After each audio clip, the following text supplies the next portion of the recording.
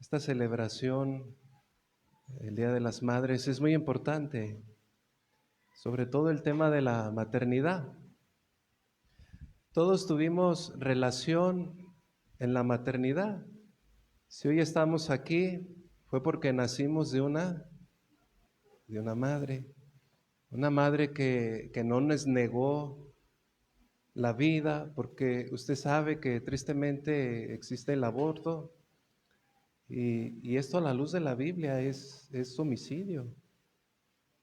Todos tuvimos una madre, algunas son madres y tienen a sus mamis aquí también, y queremos celebrarles este día, bendecirlas.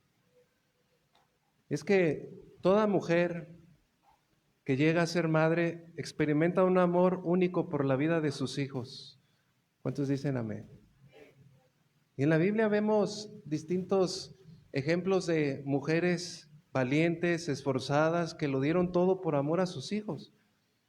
Y dice la Escritura que todas las historias bíblicas han sido puestas para nuestro ejemplo, para aprender de ellas, para que todo individuo de una familia, ya sea padre, madre o hijo, aprenda cómo conducirse en este mundo en el que vivimos. Y vamos a ver una historia en el libro de Éxodo, si me acompaña. Vamos a ver la madre de Moisés. ¿Recuerda cómo se llama? Jocabed. Jocabed. Y Jocabed fue una mujer valiente, fue una mujer de la tribu de Leví. Ella fue madre de 3 hijos, Moisés, Aarón y María, 3 personajes del Antiguo Testamento muy importantes. Y esta mujer, al enterarse que el faraón había ordenado un decreto que consistía en darle muerte a todos los pequeños varones menores de 3 años, ¿recuerda? Ella rotundamente se negó y escondió a su bebé.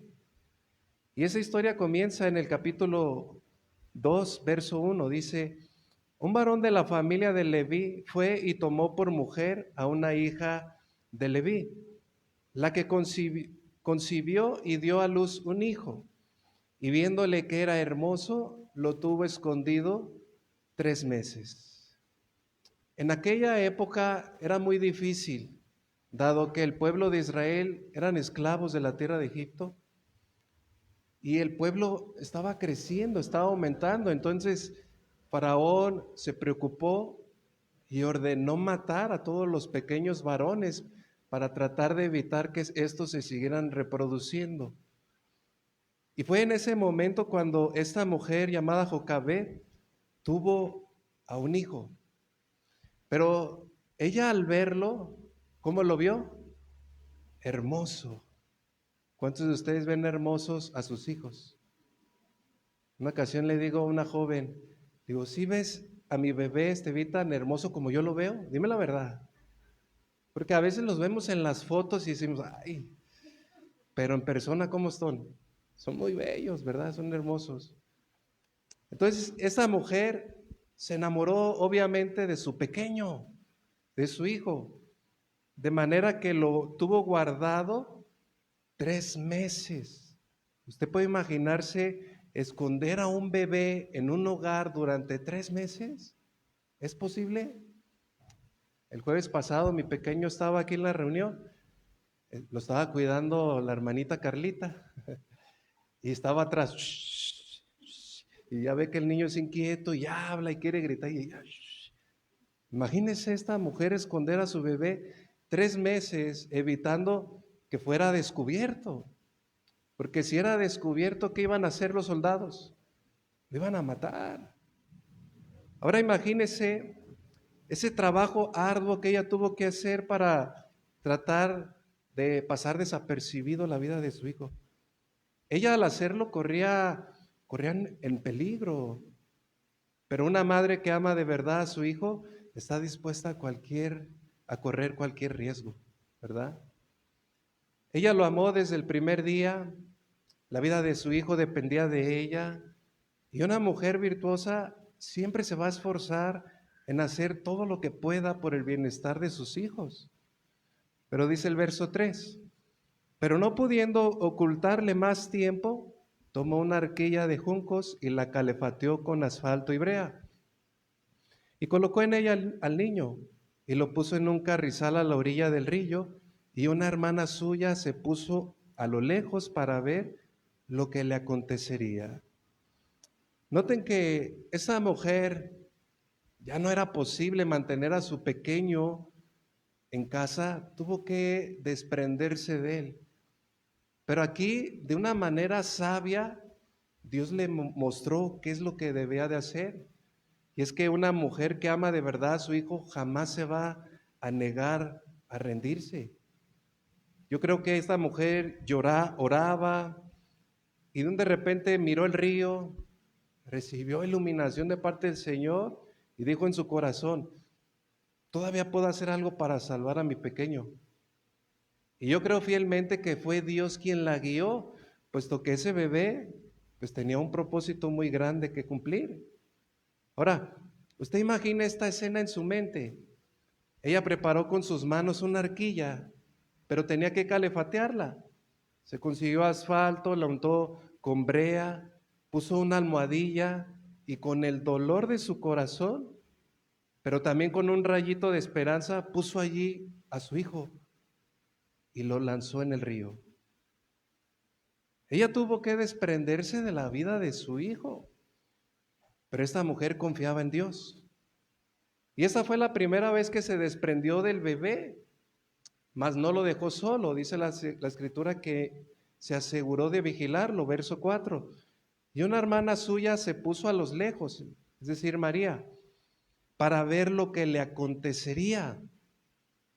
¿Usted recuerda esa película de los 10 mandamientos? Se llama la de Moisés, el príncipe de Egipto. Yo al ver esta escena, pues prácticamente me imaginaba esto. Imagínense la canastita en el río, con todos los peligros, con los cocodrilos. Pobre bebé allí estaba. Pero repito, el Señor estaba guiando a este pequeño. Verso 5. Y la hija del faraón descendió a lavarse al río, y paseándose sus doncellas por la ribera del río, vio la arquilla en el carrizal y envió a una criada suya a que la tomase. Y cuando la abrió, vio al niño, y aquí que el niño lloraba. Imagínense esta escena, hermano. ¿Cómo estaba el niño? Llorando. Y teniendo compasión de él, dijo: de los niños de los hebreos es este. Pregunto, ¿quién orquestó el viaje de esta canasta hasta la casa del faraón? ¿Fue mera coincidencia? No. Incluso en el preciso momento en el que la hija del faraón se estaba bañando. Usted debe de entender, hermanos, que nuestros hijos son de Dios y Dios tiene cuidado de ellos. Y para que el plan de Dios, que es perfecto, se cumpliera en la vida de este hijo, era necesario que su mamá se desprendiera de él, y lo pusiera en manos de Dios. De la misma manera, si tú y yo queremos que el plan de Dios se cumpla en la vida de nuestros hijos, es necesario que los coloquemos en el río de Dios, ponerlos en manos de Dios, llevarlos en oración todos los días pidiendo al Señor que tu propósito se cumpla en la vida de mi hijo. Yo no puedo controlar sus días, no controlo muchas cosas de él, pero Señor, lo pongo en tu río, lo pongo en tus manos para que tú orquestes su destino, para que el plan perfecto se cumpla en su vida. Si esta mujer, imagínese, no lo hubiera colocado dentro de esa canasta y puesto en el río, seguramente hubiera sucedido lo que sucedió con los otros hijos de los hebreos, que eran descubiertos, que eran asesinados. Y eso nos muestra que es necesario desprendernos de ellos. No que seamos sobreprotectores, que los coloquemos en burbujas, sino más bien ponerlos en manos de Dios. Es decir, me desprendo de la manera en la que yo creo que es mejor cuidar a mi hijo, me desprendo de la manera en la que yo creo que es mejor criar a mi hijo para ahora criarlo conforme a la palabra de Dios, criarlo con amor y con una amonestación del Señor. Y este es el plan, déjenme decirles, de Dios para todas las madres. En el verso 7 dice: entonces su hermana dijo a la hija de Faraón: iré a llamarte una nodriza de las hebreas para que te críe este niño. Miren qué niña tan inteligente. Y la hija del Faraón respondió: ve. Entonces fue la doncella y llamó ¿a quién? A la madre del niño, a Jocabed, a la cual dijo la hija de Faraón: lleva a este niño y críamelo, y yo te lo pagaré. Y la mujer tomó al niño y lo crió. Pregunto, hermano, ¿quién debe criar a nuestros hijos? ¿Quién? ¿Quién se debe de encargar de educar a sus hijos? ¿Quién, hermanos? Nosotros, como padres. No la escuela, no el gobierno, no la sociedad. Y usted sabe cómo les están implantando ideas erróneas que hacen que los jóvenes pierdan su identidad. Nosotros debemos criar a nuestros hijos. Usted y yo tenemos la palabra de Dios. Y noten que esta mujer fue bendecida porque al desprenderse de la vida de su hijo, al ponerlo en manos de Dios, ¿qué hizo Dios? Se lo devolvió. Y yo creo que ahora para ella el valor, porque cuando uno pierde una cosa y la vuelve a recuperar, ¿cómo queda la sensación? Ella dejó a su bebé, pero cuando lo volvió a ganar, yo creo que se enamoró de él más que la primera vez. Y ahora tomó en serio su crianza. Y hasta le pagaron. Qué bendición, ¿no, hermanos? Jocabed educó bien a su hijo cuando estuvo en su casa. Y esa mujer, aunque tuvo que traerlo de vuelta a manos del faraón, y aunque Faraón fue educado en el mejor colegio del país, aunque Faraón pagó sus gastos, él sabía que aún al mezclarse con esa élite del Faraón, él sabía su identidad, su propósito en la vida, quién era su pueblo y quién era Dios. Sus maestros de Egipto no pudieron borrar en él el conocimiento del Dios verdadero. Sin duda, Moisés, pues le enseñaron sobre los dioses paganos, le enseñaron, pues imagínense, la mejor educación, pues era considerado como un hijo del faraón. Recibió la mejor educación en los mejores colegios, pero sin embargo, él pudo haber dicho, él dijo: mi mamá me enseñó algo mejor que eso. Por eso en Hebreos 11:24 se habla de él. Por la fe Moisés, hecho ya grande, rehusó llamarse hijo de la hija de Faraón, escogiendo antes ser maltratado con el pueblo de Dios que gozar de los deleites temporales del pecado. El educar bien a nuestros hijos precisa de mucha sabiduría. Sin embargo, en la Biblia vemos mandamientos con promesa. Instruye al niño en su camino y cuando fuere viejo no se apartará de él. Si una mujer fracasa en cuanto a la educación de su hijo, pues esto causará mucha vergüenza. Por eso la Escritura nos llama en Proverbios: la vara y la corrección dan sabiduría, pero el muchacho consentido avergüenza a su madre. ¿Cuáles fueron los logros de esta mujer obediente? ¿Cuáles fueron sus logros de haber puesto a su hijo en manos de Dios? Principalmente lo salvó. ¿Y cuántos quieren que sus hijos sean salvos? Esta es nuestra primera responsabilidad, hermanos. Instruirlos en el camino de Dios. También esta mujer le dio vida 2 veces.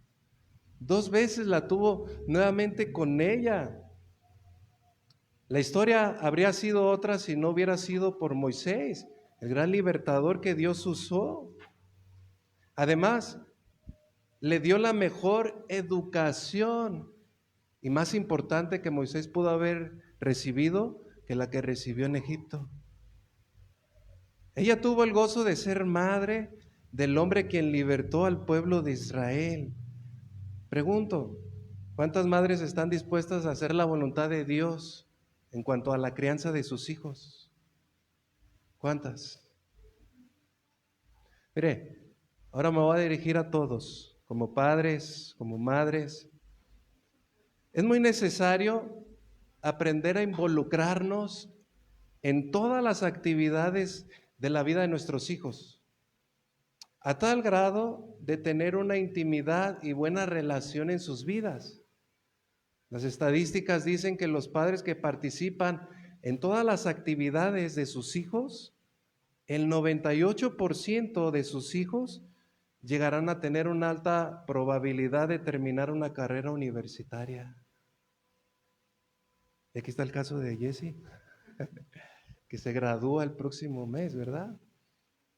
Y tu madre te ha ayudado de manera incondicional, ¿verdad? Que yo creo que ahí está el regalo, hermana. Cuando ella llegue y le presente su título universitario. Eso es maravilloso. Pero cuando vemos a un joven que es exitoso es porque detrás de él tuvo alguien que lo apoyara de manera incondicional, ya sea un padre o una madre, alguien que estuvo presente en su vida. Por otro lado, una baja participación de los padres en la formación de sus hijos, eso aumenta la probabilidad de que abandonen sus estudios, de que surjan un embarazo prematuro o se junten con malas compañías. Eso significa, pues, que nosotros como padres tenemos la responsabilidad de involucrarnos en todas las áreas de la vida de nuestros hijos. Y este es un desafío. Ciertamente, todos los adultos, algunos jóvenes también, en nuestro corazón hemos guardado cicatrices por la ausencia de un padre en la infancia, por errores que se cometieron. Sin embargo, déjenme decirles que Dios conoce nuestros corazones. Él conoce nuestros pensamientos más íntimos. Él conoce nuestros dolores. Y lo que Dios quiere hacer es sanarnos. Porque es importante sanar toda herida de nuestro corazón para que así podamos ser de ejemplo a los demás. Muchas veces actuamos de mala manera porque así lo veíamos en el pasado. Usted puede ver una madre que maltrata a su hijo cuando aplica la disciplina y lo golpea y lo hiere, abusa de él. Pero ella disciplina a su hijo en la manera que ella también fue disciplinada y repiten el mismo patrón. La disciplina y la corrección en el siglo pasado, los que se acordarán, usted sabe que se daba lugar mucho al maltrato, al abuso, al chanclazo, a los palazos, ¿verdad? Hasta el grado que en ocasiones se tenía que recurrir al doctor del daño que se le hacía a la vida de sus hijos. ¿Cuántos de nosotros no tenemos pensamientos así? Mi papá en mi infancia me maltrataba. Mi papá, mi mamá en mi infancia me trataban mal. Pero ¿cuántos podemos hacer o decir, si ellos me maltrataban, yo ahora no lo quiero hacer así? Yo no quiero repetir ese mismo patrón. Por eso, hermanos, Dios quiere sanar toda cicatriz de nuestro corazón. Hoy tú y yo tenemos la palabra de Dios. Dios quiere sanar nuestro corazón para poder disciplinar a nuestros hijos de una manera bíblica, para corregirlos con amor, con paciencia, para que ellos reciban la corrección y enderecen su mal camino. Ciertamente, las madres son las que más se involucran en la disciplina de sus hijos. Los varones en ocasiones pasamos mucho tiempo en el trabajo y cuando llegamos nos da la queja la esposa, ¿verdad? Tu hijo se portó así y así y así. ¿Y qué es lo que está tratando de decir la esposa? Tú también disciplínalos, tú también diles, tú también involúcrate. Pero la pregunta sería, ¿cómo estoy aplicando yo la corrección? ¿Lo hago de manera bíblica o repetimos el patrón del siglo pasado? ¿Es una corrección o es un maltrato? ¿Sabe cuál es la manera sencilla en la que yo puedo conocer si realmente los estoy corrigiendo o los estoy maltratando? ¿Sabe cuál es? Si tu hijo te teme cuando le hablas, es porque no estás aplicando la corrección de manera correcta. Si tu hijo tiembla y se esconde, no estás aplicando la corrección de manera correcta. Pero si tu hijo confía en ti, él está recibiendo entonces la disciplina correcta. En el Salmo capítulo 27, verso 10, esto Dios puso en mi corazón añadirlo. El Salmo 27, verso 10 dice, aunque mi padre y mi madre me dejaren o me abandonen, con todo Jehová me recogerá. ¿Quién es el único que puede sanar las heridas del corazón? Es Dios. ¿Y a quién debemos refugiarnos? En Dios. Aunque no hayamos tenido un buen ejemplo de nuestros padres, aunque hayamos sufrido abandono, abuso o maltrato, hoy debo refugiarme en los brazos de Dios. Dios es el único que sana todas las heridas de mi corazón. En Isaías 63, verso 16 dice, pero tú eres nuestro Padre.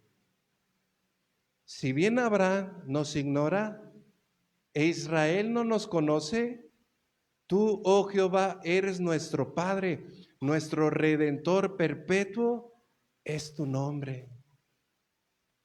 Debemos aprender a refugiarnos en los brazos del Señor para poder redimir todo lo que se ha dañado en nuestras vidas. Todo individuo que se desenvuelve dentro de una familia es precisamente allí donde es desafiado en muchas cosas, en muchas áreas. Dentro de la familia es desafiada nuestra paciencia, nuestra capacidad de ceder, de ser flexibles, de perdonar. Pero es allí dentro del hogar donde cada individuo debe de cumplir su función, modelando principalmente la vida y el carácter de Cristo. El padre tiene su función. Él es cabeza del hogar, Él es el proveedor, enseña la palabra de Dios a sus hijos, Él es el protector, etcétera, etcétera. La madre tiene su función y esta función yo creo que es más amplia de lo que el varón puede llegar a ser.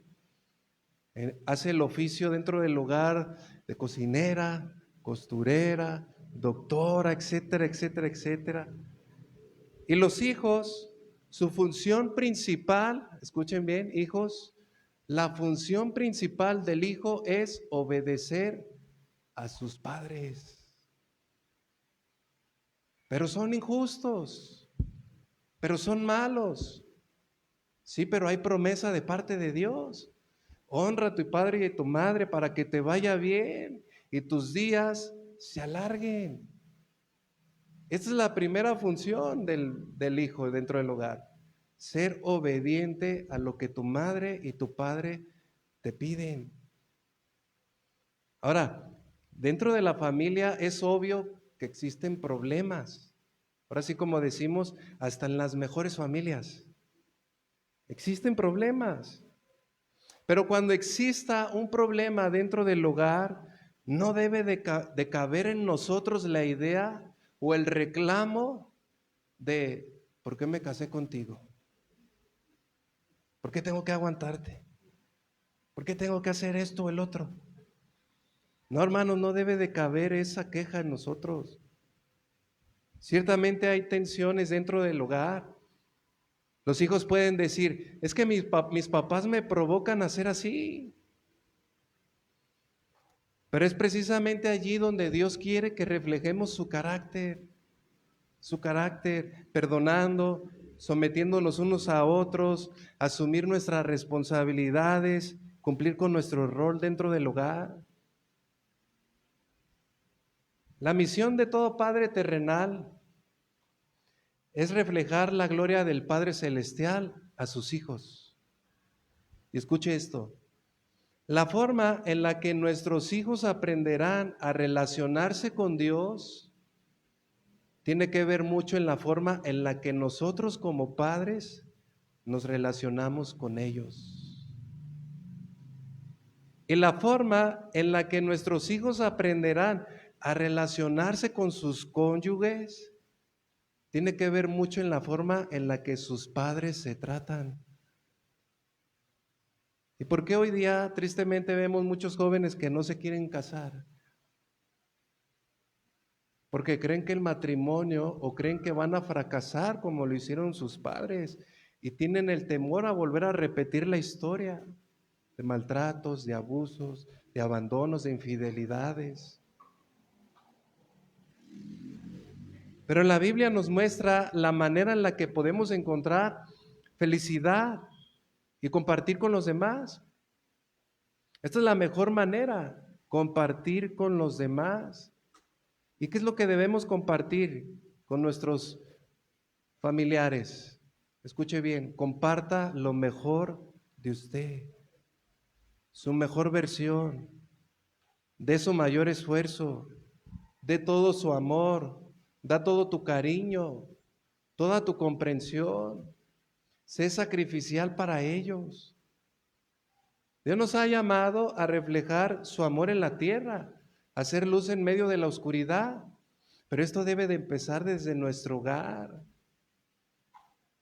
¿Cuántos sabían que lo que sembramos en los corazones de nuestros hijos facilitará o dificultará su capacidad de confiar en Dios? Nuestros hijos son valiosos. ¿Cuántos dicen amén? Son valiosos. Por lo tanto, debemos cuidarlos y debemos trabajar en sembrar en ellos principalmente identidad. Identidad. Debemos otorgar identidad y sentido de pertenencia en la vida de nuestros hijos. ¿Cuántos heredaron los apellidos de sus padres? ¿Sí? ¿Quién no heredó los apellidos de sus padres? Todos tienen sus apellidos, ¿verdad? ¿No? Algunos no, algunos sí. Está vacilando. Mi nombre es Marcos Hernández Valdovinos. El apellido materno y paterno. Mi madre se llama Cecilia Valdovinos. Ella no heredó su apellido paterno, ¿sí? Mi esposa tampoco, pero a ella se lo heredó su abuelito, Hernández Domínguez. Mis hijos son Hernández Domínguez, más mexicano a más no poder. ¿Sí? Pero los apellidos no solamente es lo que nos da identidad, ¿verdad que no? Yo puedo tener el apellido de mis padres, pero si no me criaron, si no cuidaron de mí, ¿tiene importancia? No. En cuestiones genéticas ellos se parecen a nosotros. En cuestión de culturas se parecen a nosotros. Pero el sentido de identidad que Dios quiere que le demos a nuestros hijos es la misma identidad que Dios le dio a su Hijo Jesucristo aquí en la tierra, hermanos. Acompáñenme a Lucas 3:22. Ese texto, hermanos, véanlo, está muy interesante. Lucas 3:22. Dice la palabra de Dios. y descendió el Espíritu Santo. Esta escena es cuando Jesús fue bautizado por Juan el Bautista. Y cuando él fue bautizado, dice, y descendió el Espíritu Santo sobre él en forma corporal como paloma. Y vino una voz del cielo que decía: tú eres mi Hijo amado, en ti tengo complacencia. Imagina esta escena otra vez. Jesús llegó a la edad de 30 años. Él acaba de ser bautizado. Va a iniciar su primer día de trabajo, su primer día de ministerio. Y al escuchar esa voz de identidad del Padre, es como si Dios sintiera un orgullo santo y decir: ese es mi Hijo amado, en Él tengo complacencia. Mis niños los escribimos ahí al taekwondo. Y desde que entraron yo no he tenido la oportunidad por causa del trabajo ir a verlos.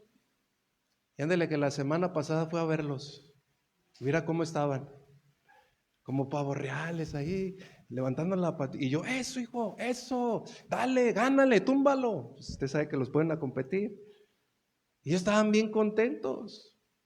¿Qué estaba haciendo yo? Dándoles identidad, haciéndoles saber que eran orgullosos, que me siento orgulloso de ellos.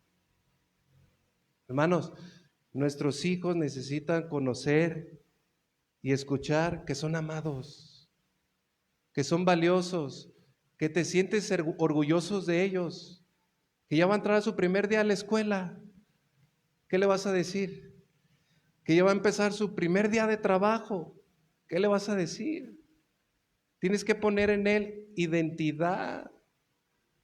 No repitamos, ¿verdad?, el mismo patrón del siglo pasado, donde en lugar de sentirse orgullosos nos ponían apodos. ¿Cuántos tuvieron un apodo de parte de sus padres? Nos ponían etiquetas, nos ponían apodos. No, hermanos, tú y yo continuamente debemos decirles: lo hiciste bien, bien hecho. El sentir y el querer de Dios hacia su Hijo siempre fue de complacencia. Se deleitaba a Dios al ver el ministerio de Jesucristo, su primer milagro, su primera predicación. Dice la Escritura que enviaba ángeles y les servían. Pero quizás no tenemos a nuestros padres. Pero sin embargo Dios quiere usarnos. Dios quiere usar a los hermanos, a nosotros como iglesia también Dios quiere usarnos para dar identidad a aquellos que no lo tienen. ¿Cómo lo vamos a hacer? Predicándoles la palabra. Que ellos conozcan al Padre Celestial, nuestro Padre, que nos ha dado identidad y ahora nos ha llamado. ¿Cómo nos llama el Señor? Sus hijos. ¿Cuántos hijos de Dios hay aquí?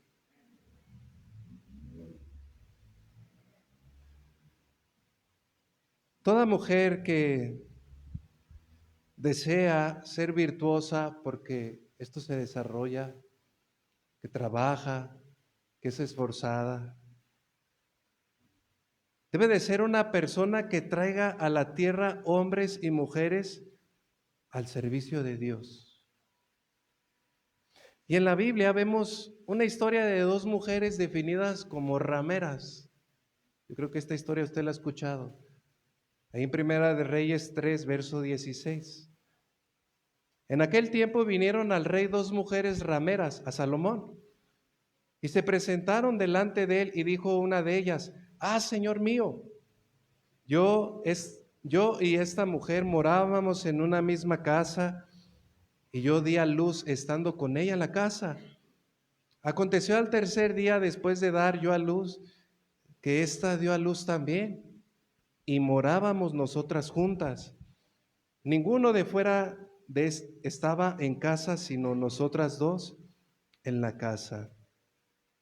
Estas dos rameras que menciona aquí llegaron a ser madres, pero tuvieron un conflicto.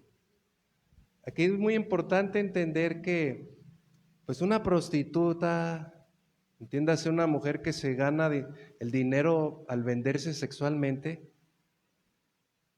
una mujer cuando se hallaba que había sido embarazada, pues prácticamente se detenía su fuente de ingresos. Usted sabe que hoy día si una mujer queda embarazada recurre al aborto. En aquel tiempo no era así. Se corrían muchos peligros. Y una mujer prostituta le sería muy difícil sobresalir, dado que era una época de machismo. La mujer prácticamente era considerada un cero a la izquierda.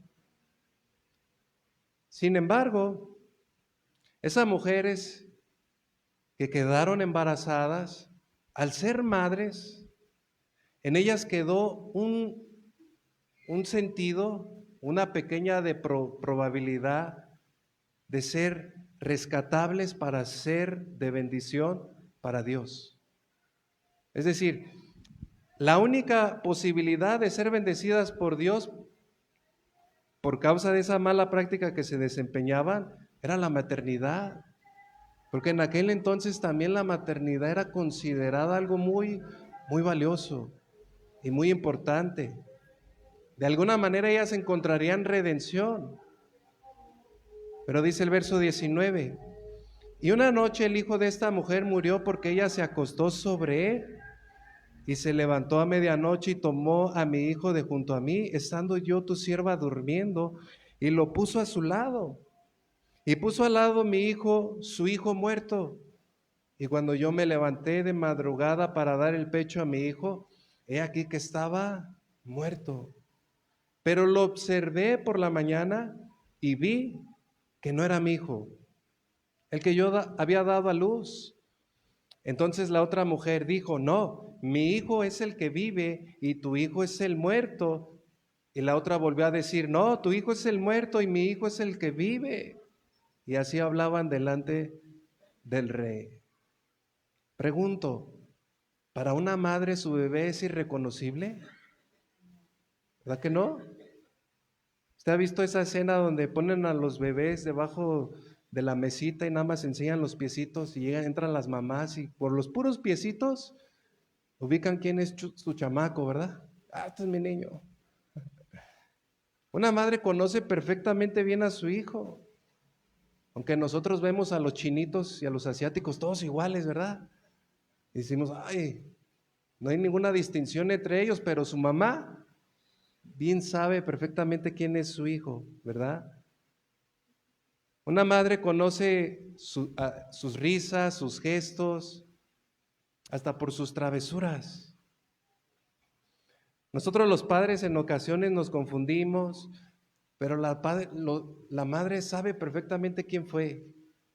Esto nos habla que Dios le ha dado una capacidad muy natural, muy buena a la madre para poder distinguirlos, ¿verdad?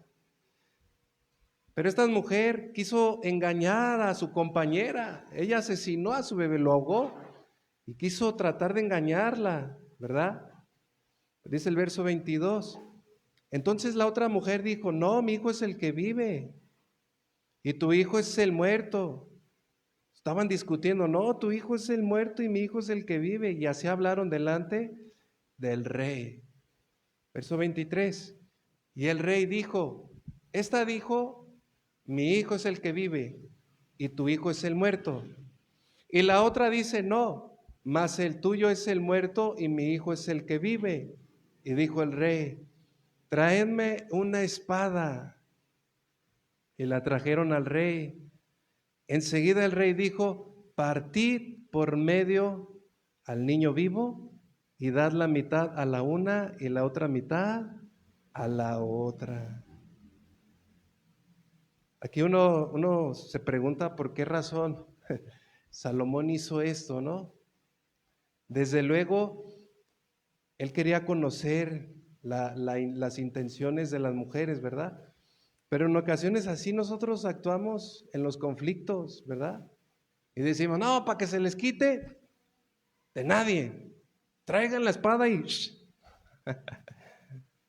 Verso 26. Entonces la mujer de quien era el hijo vivo habló al rey, y quiero que note esas palabras, porque sus entrañas se conmovieron por su hijo. ¿Qué sucedió en su interior? Su corazón se congeló, su vientre se inflamó probablemente, y dijo, Señor mío, da a este el niño vivo y no lo matéis. Mas la otra, que obviamente no era su hijo, ni a mí ni a ti, partidlo. ¿Qué manifestó esa mujer? Que evidentemente no era su hijo. Pregunto, ¿el rey verdaderamente quería matar al hijo? No. Él quería ver las intenciones, las reacciones de ambas mujeres. Ese fue el primer experimento genético, ¿verdad? Para reconocer al hijo. ¿Quién es el padre? Verso 27. Entonces el rey respondió y dijo, dad a aquella el hijo vivo y no lo matéis. Ella es su madre. Noten cómo esta mujer, la madre del hijo vivo, estuvo dispuesta a sacrificar el amor, el cuidado, el cariño, con el fin de salvaguardar su vida. Dijo, no, mejor quédatelo tú. No discutamos más, quédatelo tú. Es mejor a que muera. Y eso hace siempre una mujer sacrificial. Una mujer que sacrifica su amor, sus intereses, sus expectativas, sus sueños, sus metas. ¿Cuántas madres no dejaron una carrera universitaria porque tuvieron que dedicarse a la maternidad? Y por otro lado, ¿cuántos padres hicieron lo mismo? Muy pocos. Difícilmente vemos un caso donde un padre sacrifica todo hasta el punto de renunciar a todos sus sueños por la vida de sus hijos. Pero en cambio en la vida de la mujer, esto es de manera natural. Una madre experimenta este tipo de sentir profundo cuando, por ejemplo, hablan de la escuela, en horario de escuela. Y si le hablan al papá le dicen, oiga, ¿usted es el padre de fulano de tal? Sí. ¿Ahora qué hizo mi hijo? ¿Ahora qué pasó? A ver, cuénteme, ¿qué hizo mi hijo? Así somos los padres. Pero si esa llamada le entra a la mamá, su reacción es, ¿cómo está mi hijo? ¿Qué le pasó a mi hijo? No, yo quiero ver a mi hijo ya. ¿Sí o no? Nosotros estamos criando al bebito. Le estamos dando su verdurita. Y ellos no saben comer bien. Están aprendiendo a comer.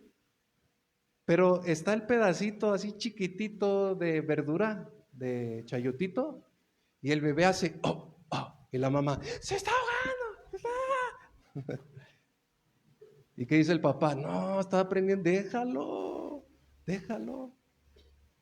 El padre agarra a los hijos y, órale, métanse a bañar con agua fría, yo sí los mando. Y mi esposa, no, qué desconsiderado eres. Así es la mamá, la madre, por eso terminan queriendo más a la mamá, yo creo.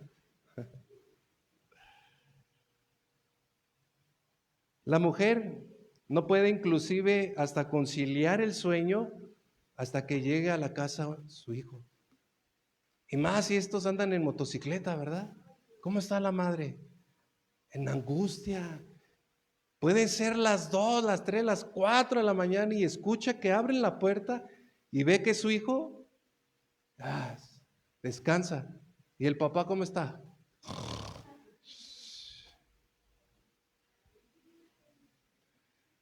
La mujer cumple una función de bendición muy grande. Amén.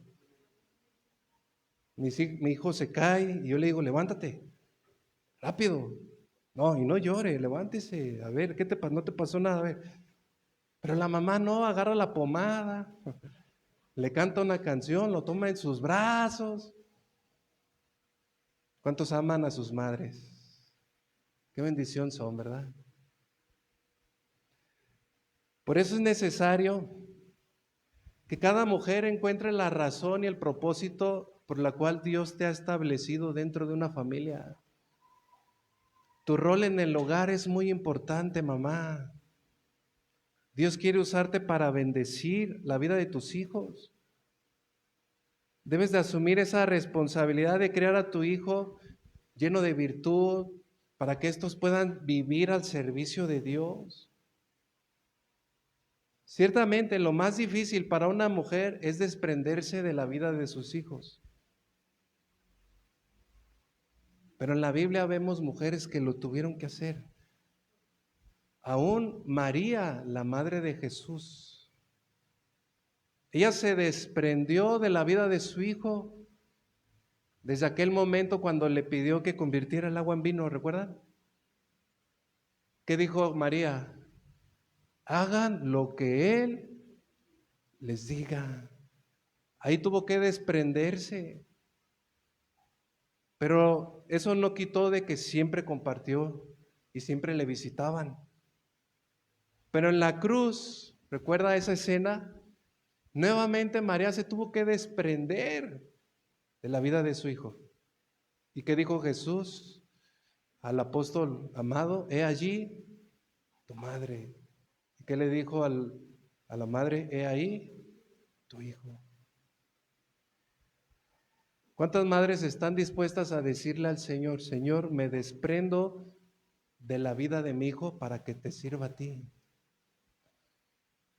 Para que te sirva a ti.